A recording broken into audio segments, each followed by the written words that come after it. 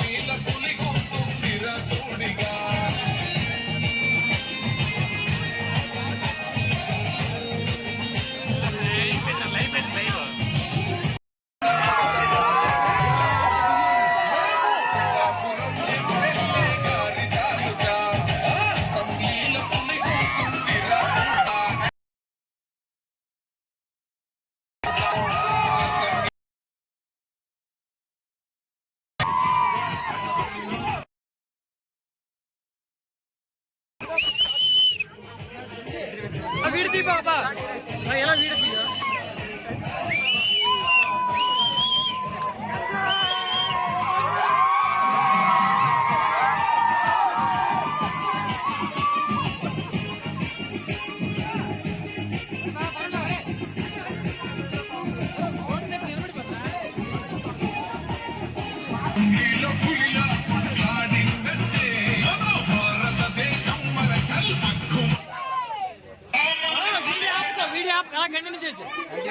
ఈ song remix by DJ Srivardhan mixes from Chimapurti.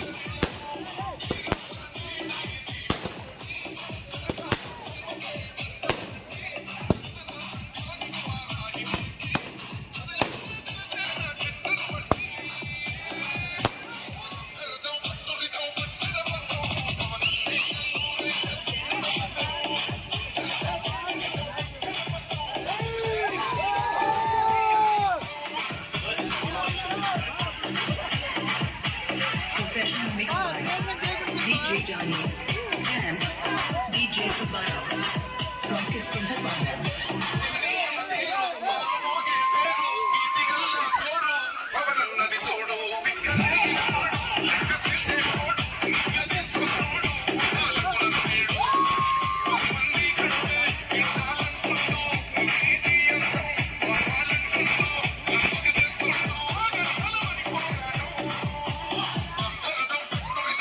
Johnny DJ songs.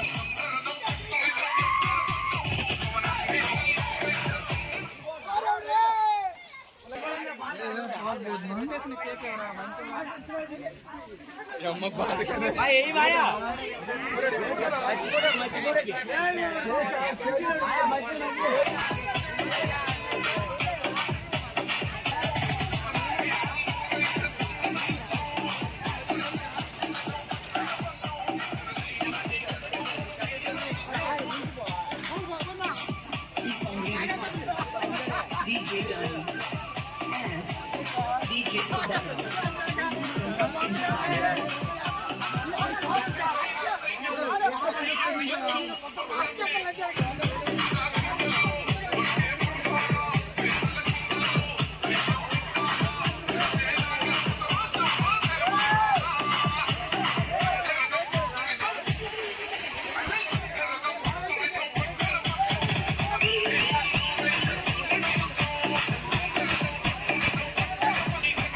This song remixed by DJ Dani.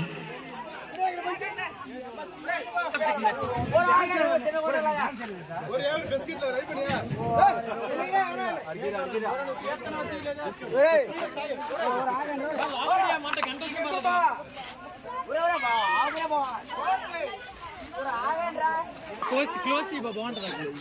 ఏడ్ చేసావరా? Cake cut చేసావా?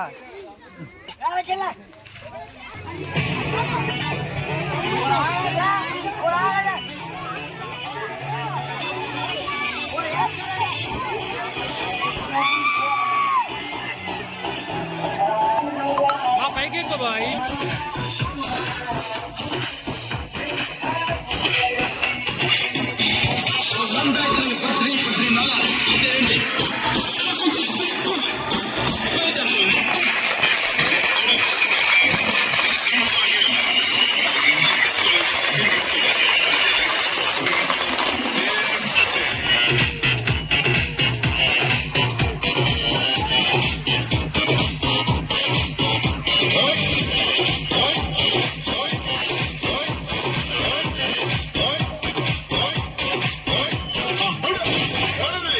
అప్పుడే అయిపోయింది అనుకోకు, ఇప్పుడే మొదలయ్యింది, ఇప్పుడే మొదలయ్యింది.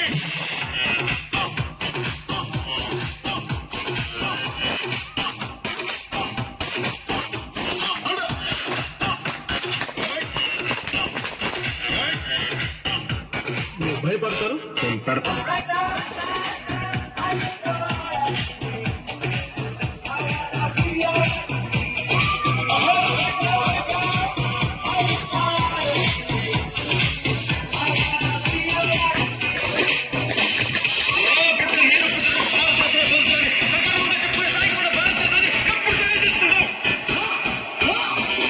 పోరాడితే పోయేది ఏదో బానిస సంఖ్యలు తప్ప.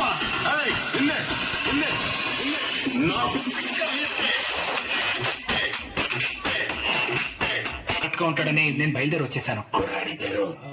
అదేదో పీతో స్టార్ట్ అవుతుందని చెప్పారు. పవన్ కళ్యాణ్ అన్న.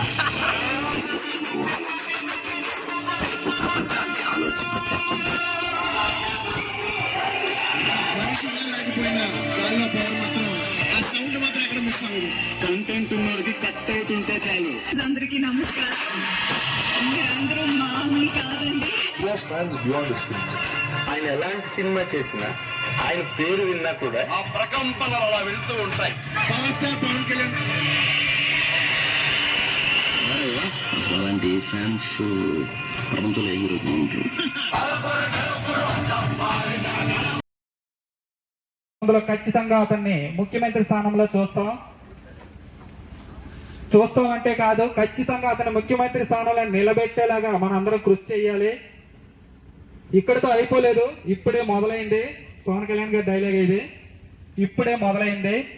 ఇక నుండి పవన్ కళ్యాణ్ ఫ్యాన్స్ అంటే అల్లరి చిల్లరిగా తిరిగే కుర్రాలు కాదు, రాష్ట్ర భవిష్యత్తును మార్చే శక్తి కూడా వాళ్ళ చేతిలో ఉందని ఈ 2024 ఎన్నికల్లో నిరూపించాం.